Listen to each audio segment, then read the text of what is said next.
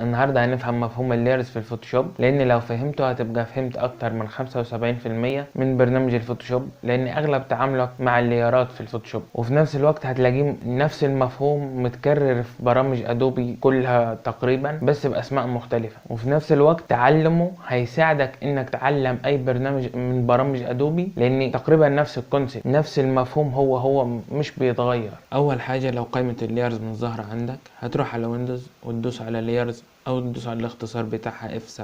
دلوقتي انا فاتح عمل بسيط عشان نوضح مفهوم اللايرز اللي عايزين نوضحه.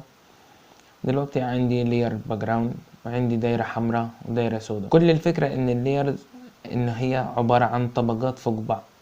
لو مثلا سحبت السوداء تحت كده، بقيت السوداء تحت الحمراء. لو عايز اخلي السوداء فوق بسحبها لفوق كده، وهكذا. يعني انت التصميم بتاعك كل عنصر في لير وحده عشان يديك اريحية. ومن ضمن وظائف الليرز ان ممكن مثلا تمسك مثلا تحدد كذا لير كده وحطهم مثلا في جروب. هتدوس جروب يتعمل لي جروب وتحط هما الاتنين فيه. لو دوست على الجروب اخفاء، دوست علامة العين دي كده ما شلتها كده، خفت الليرات بس مش ظاهرين. لو حطيت العين هيظهروا مع بعض. دي من خصائص الجروب.